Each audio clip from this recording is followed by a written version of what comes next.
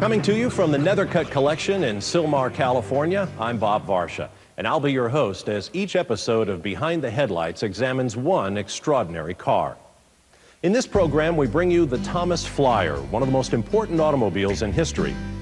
Back in 1908, this four-cylinder, 60-horsepower horseless carriage won a 12,000-mile race around the world, going from New York westward to Paris. It was an amazing long-distance endurance record that still stands today. Back at the turn of the last century, the horse was still the dominant mode of transportation. With no paved roads, few people believed that this newfangled invention, the self-powered buggy, could actually survive a perilous trip over some of the world's toughest terrain and through some of the most unforgiving weather conditions imaginable.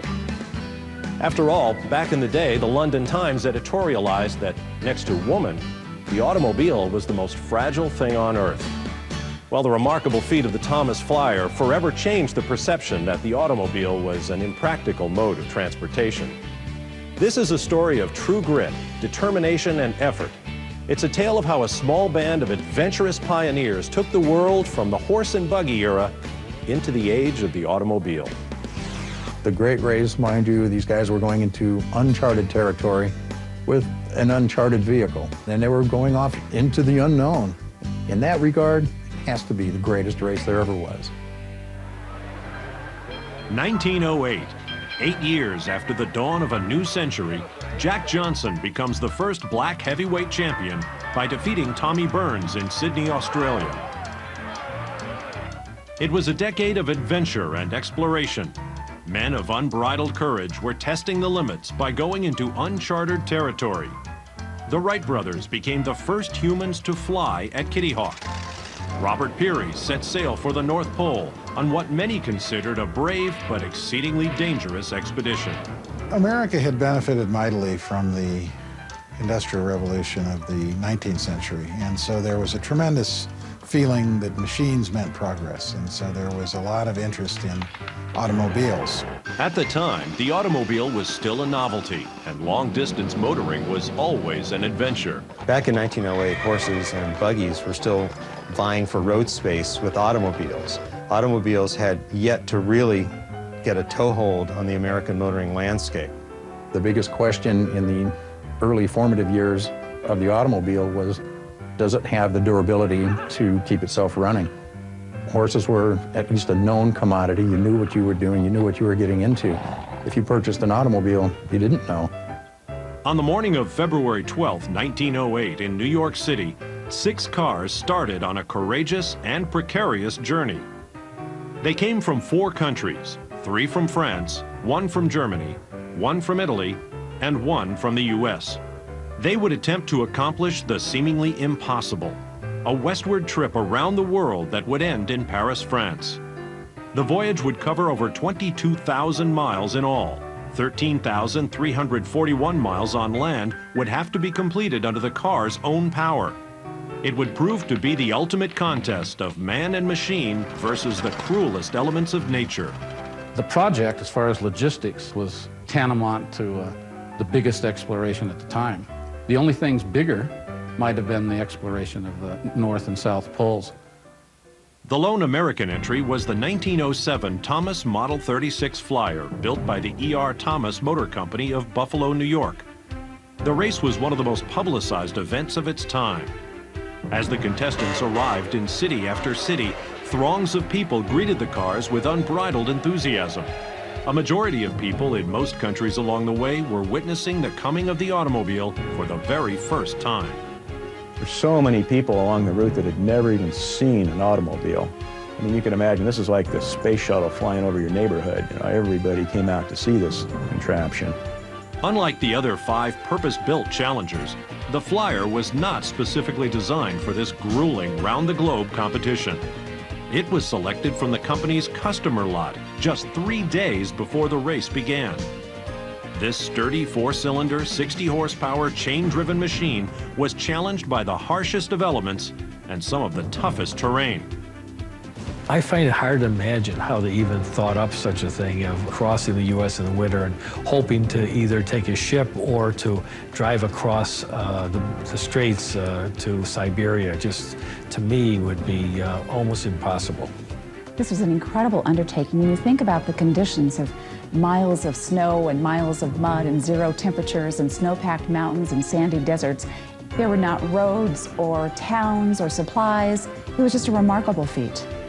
It was adventure in its truest sense, and it was challenge, far exceeding probably what we would consider endurable today. After traveling more than 4 months to complete this arduous voyage, George Schuster, a 35-year-old ex-bicycle racer and mechanic from the Thomas Flyer Company, was the only crew member to travel the entire distance. We never knew how far the car was going to go on this round-the-world race. Whether the car was going to go around the world or whether it was going to go partway. But we were going to be the leaders when the race was over. George Schuster is surely one of the most little-known and underrated heroes of all time. It's an incredible feat what he accomplished. And in my opinion, it's much the man, the driver of the car, and the perseverance and the ingenuity and the absolute tenacity of this man that got the Thomas Flyer the win in the first place. He's got to have at least 95% responsibility for this car finishing. He started out as a mechanic. Once they got across the United States, the driver and the other guys bailed out on him. He did pick up some help along the way, but he was the only one who stuck with the car and stuck with the project the entire distance. This race could not have been completed without George Schuster. He was just an incredible character, such strength and such endurance and such a commitment to success. He persevered and made sure that this car won the race. There's never been another attempt to stage an around-the-world auto race. As the enduring world record holder, the Thomas Flyer is one of the most historic American automobiles still in existence, and amazingly, 96 years later, it still runs. The story of the Thomas Flyer began with the bicycle company of Irwin R. Thomas of Buffalo, New York.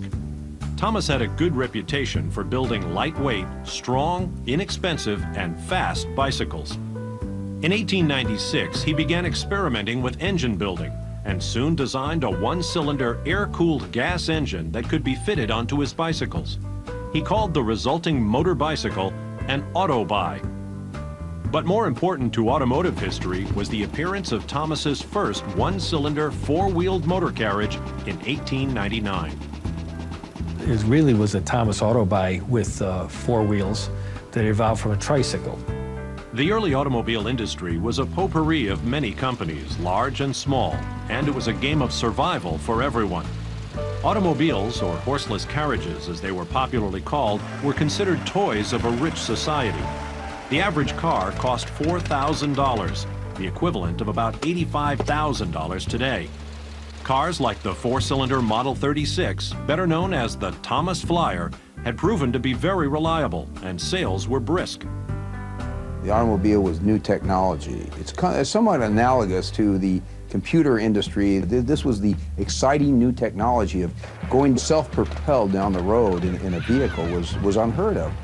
At this time, the average car produced only 15 horsepower. Thomas was the first muscle car producer. In 1905 and 6, they sold over 1,400 automobiles that were 40 horsepower and over. That's more than any other manufacturer together in the world of over 40 horsepower. In the beginning, there were few modern conveniences on the automobile. Many were wide-open carriages, most without any side windows or even roofs.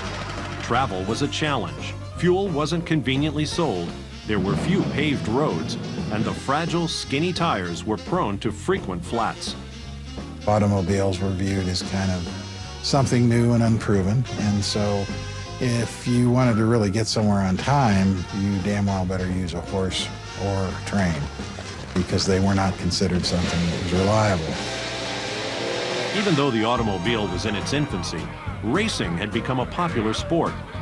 Initially, racing was a marketing ploy to help promote sales, and it soon became the rage among the public, both in America and overseas. As soon as the second automobile was built, it seemed that they started to race against each other. It was always, my car can go faster, my car can go further. The best way you could get advertising or gain attention for your car was to hold an automobile race. Out of that came a bold idea, a race completely around the world. It would prove to be unlike any race before it or since. The Thomas Company's turn-of-the-century high-powered automobile would be put to the ultimate challenge. Two large newspapers, Le Matin, based in Paris, and the New York Times, decided to connect their cosmopolitan cities with an unheard-of race around the world. The original planned route was to drive from New York to San Francisco, ship the cars to Alaska, then drive across the Bering Strait through Asia to Europe, some 23,000 miles in total. This would be a Herculean effort for any machine, much less one in its infancy. It was an incredible journey because the infrastructure in the U.S. particularly was so poor. No paved roads except in and around the few cities that it went through. 6 cars from 4 countries, including the United States, participated. Lined up against the Thomas Flyer were a trio of French cars, a Monobloc, a De Dion, a one-cylinder Césaire Nodine, the Italian Zust, and Germany's Protos. There would be no monetary prize for the winner, only a bronze trophy. The French and the Germans really pioneered automobiles. And the French were way, way far ahead, in my opinion at least, probably 5 years ahead of the Americans. And it was simply because Napoleon had gone through France and built a fabulous structure of roads that you could actually drive an automobile on. Mr. Thomas really, up until 2 weeks before the race, felt that no American car company would enter. It likely was the influence of Teddy Roosevelt, who was president at the time. And of course, Teddy and his very competitive spirit was not about to let foreign competitors cross the United States in cars without an American entry.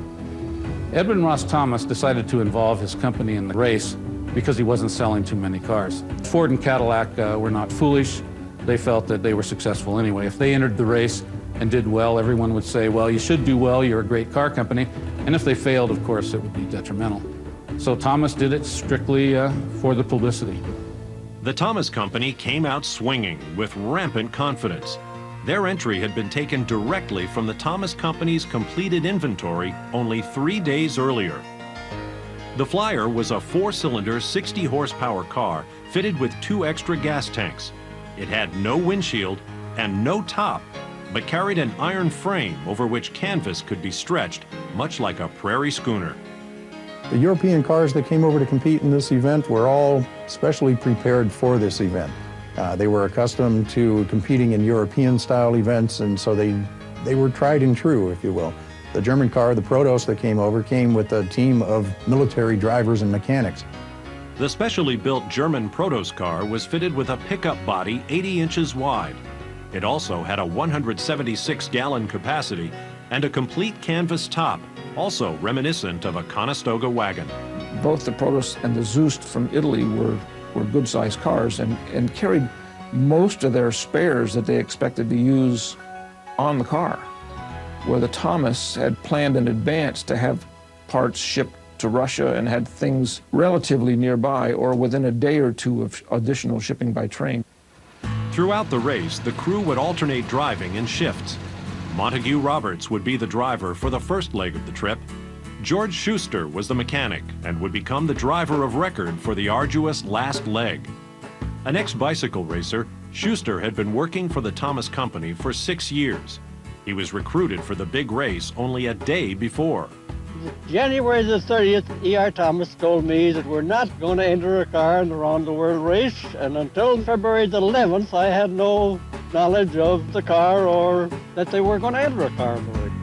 He was in Providence, Rhode Island the day before the race started and received a phone call from the company saying that Mr. Thomas had changed his mind and was going to enter a car. And at that time, Great Gramp sort of mumbled that he had a very bad cold and a full suitcase of dirty laundry. But he knew that this was important to the Thomas Company. So Schuster had just the evening to say goodbye to his wife and family. He was 35 years old, embarking on the greatest adventure he'd ever have in his life. He had no chance to sit back and reflect upon how daunting this was going to be. He didn't make any preparations himself. He simply showed up, hopped on the car, and off he went and made the trip. And that, I think, points to the dynamic spirit of Americans in that day. Enthusiasm for the Thomas Flyer was running high, but it would be nothing compared to the send-off its crew and the other racers would receive on the morning of Lincoln's birthday, February 12, 1908. When we got to Times Square, Broadway was just a mass of people as far as you could see. 250,000 people jammed Times Square in New York City to witness the start. The first 8 miles of the race, the streets were lined with spectators on both sides. The New York Times said in many places 20 to 30 deep. The mayor of New York City was to start the race, but he couldn't get through the crowd. So the president of the American Automobile Club actually started the race by firing a gold-plated pistol at 11:15 in the morning.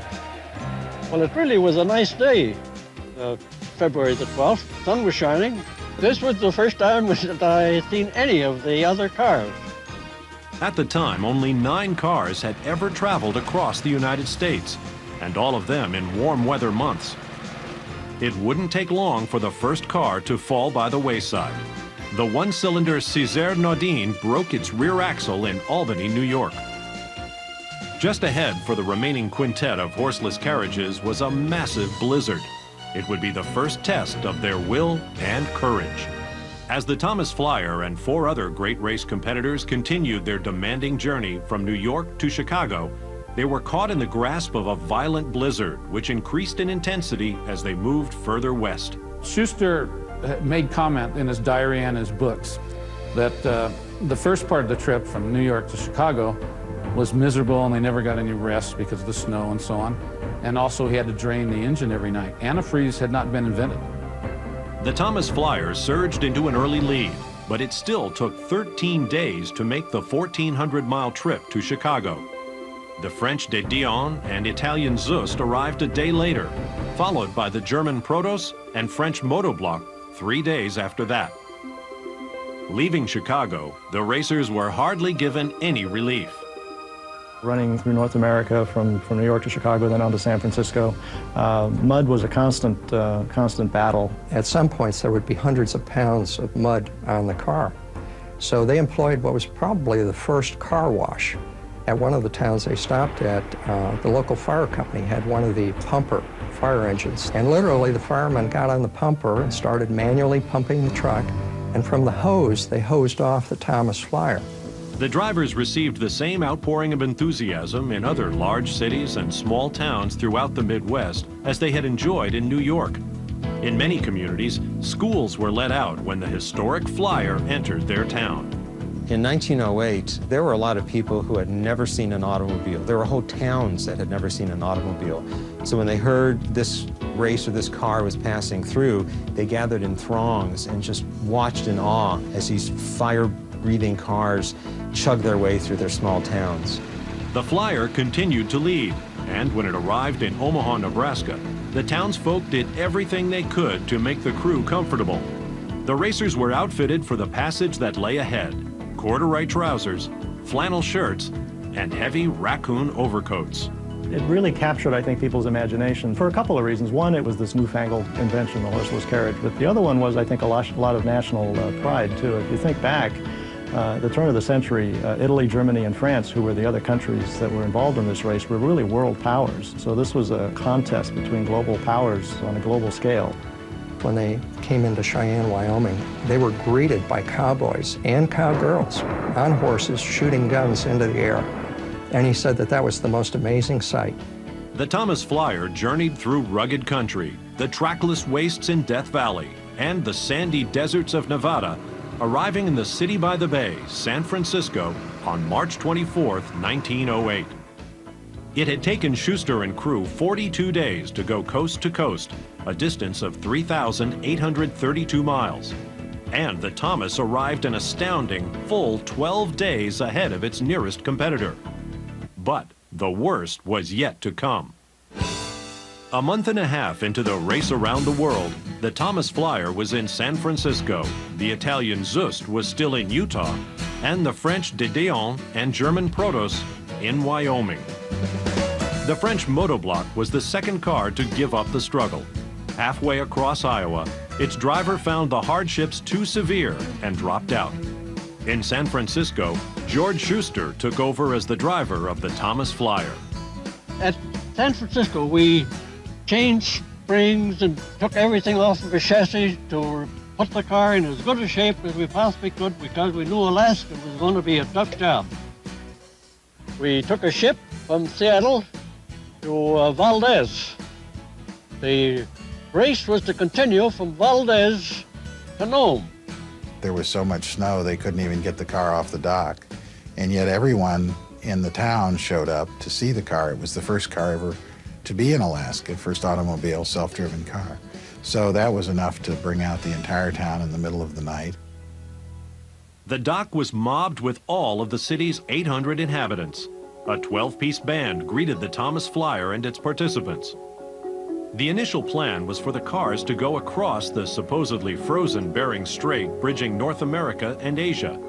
But after scouting and navigating part of the proposed trail by sleigh, race organizers decided that there was no way an automobile would be able to survive even a short distance. When you look at the photos and you see the size of the drifts in the area of Alaska at that time, it was just incredible. Just couldn't get through. And so they had to go back down to Seattle, catch the steamer ship, and go across the ocean from there. As the cars arrived in Seattle, they were shipped one by one directly to Japan. When the Thomas Flyer arrived in Kobe, a cheering crowd of curious onlookers gathered around the automobile. No automobile had crossed Japan. The roads in Japan were very good, but they were narrow. Most of the vehicles they were using at that time were either rickshaws or single-horse drawn carriages, which meant that the tracks would be the width of one horse as opposed to two, and it just didn't work. The roads were so narrow in Japan, and the bridges that they had to cross were so narrow that they would have to go around the bridges or even lift the car and move it around so that it could go around some of the corners. 3 months into the Great Race, after crossing the United States and Japan, one of the most challenging legs for the Thomas Flyer would be from Manchuria to Siberia. While the Thomas Flyer crew had prepared for mechanical breakdowns, in Asia there was now another threat. These guys are going west across China and Russia, again going into most towns that they'd never seen an automobile before, potentially hitting areas that have hostile people involved. At one point, they came to crossroads, and there were horsemen, well armed, with intentions that were not good. And they decided that the best course of action to take was to start talking among themselves, pointing and laughing. And I think it so baffled the potential robbers that they simply parted and allowed the Thomas to drive through untouched. The roads, never much more than trails, had seen very little use since the completion of the Trans-Siberian Railway in 1905. Running through Siberia many times, they had to use horses to pull the vehicle along. I think at one point it took them 4 days to go 60 miles because the terrain was just so difficult. It was an enormous undertaking just to be able to navigate it, not even considering trying to set any speed records. The mud was so deep that in some cases horses were drowning in the mud. There was no bottom to it. They just sunk out of sight. About 3,000 miles out of Vladivostok in Siberia, Schuster drove 20 hours out of 24. We drove day and night to try to catch the German. They had a lead on us, and if anything happened to them, we had a chance of still getting into Paris first. The Thomas Flyer tirelessly ground through the mud at 30 miles per hour toward Moscow. A few days later, they encountered the broken-down German Protos, their closest rival. It was parked at a hotel, awaiting a new rear axle being shipped from Moscow. Meanwhile, the Flyer was having its own problems. When we got to Irkutsk, we found that their motor leg was broken off. We lost a day repairing that. Parts, of course, were non-existent in Asia. So they, in one case, had a transmission shipped from Buffalo by steamer, and then, of course, by railroad to where they were. A magnanimous gesture of sportsmanship occurred near Vladivostok. Great Grant told of how he came around a bend and he heard an automobile engine. Of course, he knew the only other automobile in that part of Asia was the Germans. The Thomas came upon the disabled German Protos, its rear wheels deeply mired in mud. The temptation, of course, was to leave the Germans sitting in the mud and drive on. But American sportsmanship came through at that moment, and they decided to back up and literally threw a line to the Germans to pull them out. The Lieutenant Copeland was so taken by this that he took out a bottle of champagne that he had and he was going to save for their triumphant entry into Paris, opened it up, and these men were toasting each other in the middle of the tundra out in Siberia. In Vladivostok, the French de Dion withdrew. At the same time, it was learned the German Protos had taken the train from Pocatello, Idaho to Seattle. Initially, the car was disqualified. After an appeal, the organizers assessed a 30-day penalty. Now the race became a 3-car contest, with the Thomas in the lead, the Zust in second, and the Protos third. But with snowdrifts similar to those in Alaska, would any of the 3 surviving cars be able to make it safely to Paris? 3 horseless carriages, including the Thomas Flyer, remained in the Great Race.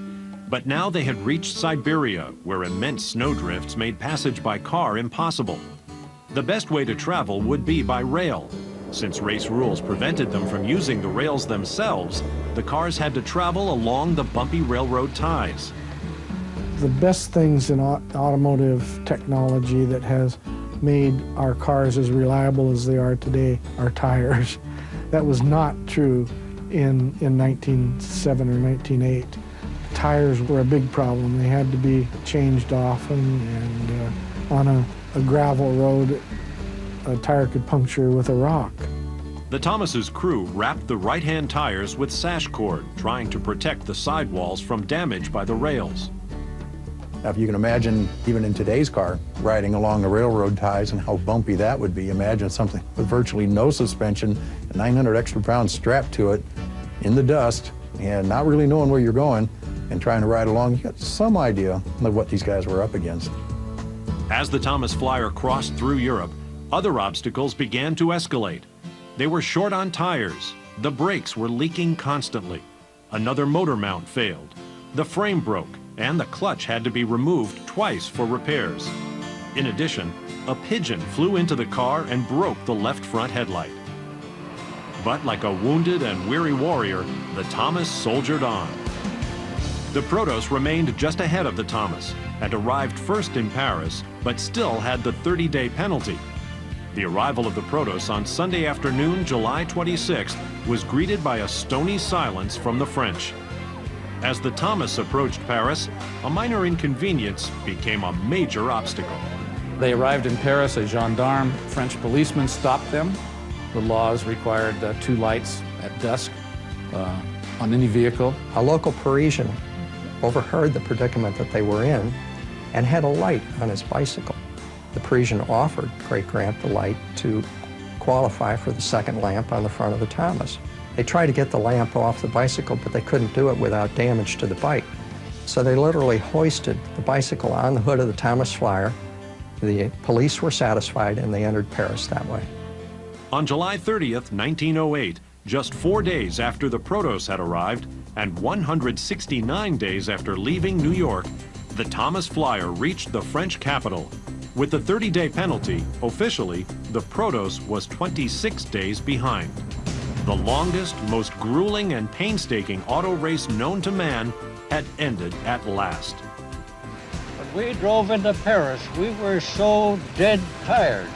They came into the center of the city and were greeted as heroes, which they were.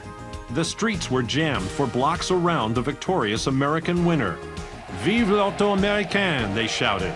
It was a huge, huge celebration that this automobile, this American automobile, had actually made it all the way from New York. There were crowds everywhere. One newspaper account said that there were 30 miles of roadway lined by spectators. They knew that they were witnessing important moment in history. This was the first time anything like this had ever been done. Actually, in the 100 years since, it's never been duplicated. The Thomas Flyer had covered 13,341 miles, 3,246 more than the German Protos. After leading a parade of automobiles through the streets of Paris, the Thomas Flyer was shipped back to New York and received a reception worthy of kings and combat heroes. And everywhere was packed. Apparently, the New York Times had published the route, and people just came out of their apartments and just lined every street. As a fitting climax to its incredible journey, the Thomas made a final triumphant stop where it all began, Times Square.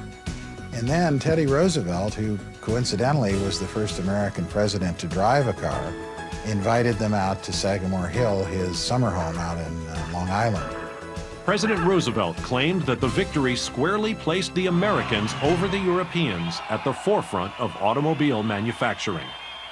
For Great Gramp was a moment as important as reaching Paris. The automobile now had official recognition from the highest office in the land. And that really counted quite a bit. These were no longer backyard tinkerers just trying to do what they could. I think if there's any one single event that shows how this race impacted transportation, it's the fact that this famous president took the time to look at something that he had considered a novelty until that time. The great race exacted its toll on the Thomas Flyer. Even worse was the half-century of neglect that followed, leading many to ponder whether the Flyer even still existed. Following its monumental achievement, the Thomas Company received worldwide acclaim. Sales of its cars increased. Ironically, the much celebrated win resulted in a cruel twist of fate for the company. They didn't know how big the automobile was going to become. They didn't know what the industry was going to become or how the whole thing was going to develop. They had no clue, no idea. It grew and got so big, so fast, it caught them all by surprise. Suddenly, everyone wanted to own an automobile. In 1907, there were 43,000 automobiles sold. The race, of course, with the success of the American entry, created a market, almost an instant market. In 1909, triple the number of cars were sold. And with the introduction of the Model T by Henry Ford, that spelled the end for the Thomas Company. The Model T was selling for about 1/10 of what the Thomas Flyer sold for. Struggling to compete, the E.R. Thomas Motor Company went bankrupt and was out of business by 1913. As for the legendary Thomas Flyer itself, it would undergo a complex and even more time-consuming journey than its worldwide trip. After the Thomas Company folded, an auction was held of the company's assets, and most were bought by Charles Finnegan. Finnegan disposed of everything but the Flyer itself. For the next 40 years, the Flyer quietly rusted away in a garage in Elmira, New York, until after World War II, when it was purchased by the DuPont family. In 1948, Henry Austin Clark Jr. bought it for his Long Island museum. He simply stored it in his collection, unrestored, for almost 20 years. And in 1962, there was a story in the Reader's Digest about this car and about George Schuster, and Bill Harrah in Reno, who was starting his large automobile collection, read the story, called Henry Austin Clark and said, "Sell me the car and let me restore it." Harrah invited George Schuster, then 91 years old, to verify the car's authenticity. At that time, Great Gramp felt quite strongly that that was not the Thomas Flyer. Well, fortunately, Mr. Harrah was very persistent. And he agreed to come back during dismantling, but he explained he was still very dubious. It just could not possibly be the original car. He saw the car in really deplorable condition when he first viewed it at the museum. It was badly rusted, the wood was dry rot, and the leather was all gone. During the process of disassembly, as they lifted the body off the car, they found a repair in the frame, which Great Gramp had made in the tundra of Siberia. The frame had actually been broken completely through, and he had to drill holes in it and put boilerplate steel, heavy steel, to hold it together. So his skepticism turned to a possibility. Then he saw two holes that he had drilled in the flywheel, And he'd actually forgotten about that repair until that time. And it was at that moment he became convinced this was the original Thomas Flyer. And George Schuster is said to have gotten tears in his eyes when he realized that he had been reunited with his car after all those decades. This is absolutely the car. There isn't any question in my mind that it's the car that went into Paris. The Thomas Flyer was restored to the condition, not new car showroom, but to the condition it entered the city of Paris, right down to the broken headlight. I worked for the Hera collection when the car was restored, and I personally was involved in a lot of the restoration. Tackling an exciting car like the car that had won the New York to Paris race was very exciting for all the staff, and Bill Hera said that it was the most fun he had had restoring a car. When you look at the car today, it's very much the same car that Great Grant saw in 1908. Matter of fact, one of the greatest joys he had in his life was when Mr. Hera invited him to drive the car. And even at the age of 92, everything was familiar and comfortable, and he certainly was in command of that car. It now has a permanent place as the crown jewel in the proud collection of the National Automobile Museum in Reno, Nevada. Almost 100 years after its historic victory, the tale of the Thomas Flyer has grown to legendary proportions. I think the Thomas Flyer is significantly important, mainly because it's such a fascinating story of man and machine, the combination of the two, and the true test of mechanical endurance and physical endurance that made this a remarkable story in history. The great thing about the Thomas Flyer was that it really showed that the vehicle can be used to go over long distances, in this case, obviously vast distances, but this vehicle traveled 22,000 miles in a race that's never been repeated. Perhaps the most spectacular part of this journey was this. From Chicago to Paris, for over 11,000 miles, the same spark plugs were used. None of the engine's valves were reground or changed, and the crankshaft bearings remained perfectly intact. That the crankshaft never damaged the bearings. It says a lot for the stability of the engine in the car, in spite of all the horrible work it had to do. It was a remarkable device, and it was famous then as the most reliable car in the world. From Seattle to its final stop in Paris, it was never in a repair shop. All necessary repairs were made along the route by George Schuster. He was the mechanic. He's the guy who fixed it when it broke down, and I think that without him, the odds of that car ever making it were pretty slim. We knew the car, and we knew that we could keep it a-going. George Schuster lived a long life, passing away in 1972 at age 99. Right up until that time, his physical strength and stamina stayed with him. He was still shoveling snow in his 90s, and his mind was incredibly sharp. When you read about him and study this, you find that Schuster was committed to making the automobile take its place in history. The Thomas Flyer forever changed the world's view of the automobile as a practical means of transportation. Arguably, the race was the single cataclysmic event that terminated the horse and buggy days and officially ushered in the automobile. It created a trust in the automobile, and that was probably its most important effect on the culture. If you consider America at this particular point in its history, there were a lot of immigrants coming to America, and they were in search of opportunity. The Great Race also spoke to this opportunity, which led to the industrialization of the United States. After 1908, then the infrastructure started getting built, and the roads and the streets and the bridges and all that started getting built. So this was without a doubt the real catalyst that changed the world in that area. In 1966, the New York to Paris epic inspired a movie called The Great Race, starring Jack Lemmon and Tony Curtis. A slapstick comedy, the film strayed from much of the actual story, but its account of a rugged car and its brave crew overcoming all odds paid homage to the incredible real-life event. Today, the Thomas Flyer proudly resides among other famous automobiles in the National Automobile Museum, the Hera Collection in Reno. The car is extremely popular. It seems almost everyone that's interested in automobiles or history knows about the Thomas Flyer. And when they come into the museum, they're just in awe. They stand in reverence to this particular car. Most of them don't really believe it's the Thomas Flyer. You know, they think it's a replica.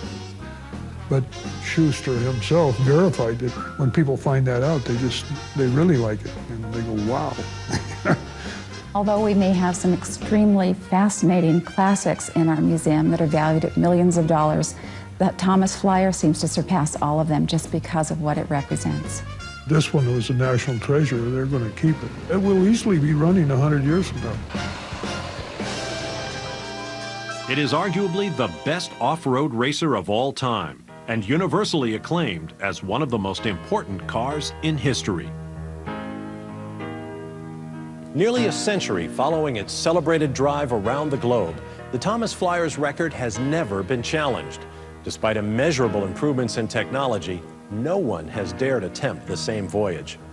The ingenuity of George Schuster and his colleagues proved to the world that the spirit and determination of the American car industry would not be denied. The race marked the beginning of the end of European automobile supremacy. Like a ship sailing for the New World or the Wright brothers' first flights at Kitty Hawk, the achievement of the Thomas Flyer was a seminal moment in the history of travel and of the automobile. I'm Bob Varsha. Join me again soon here on Behind the Headlights for the story of another extraordinary automobile.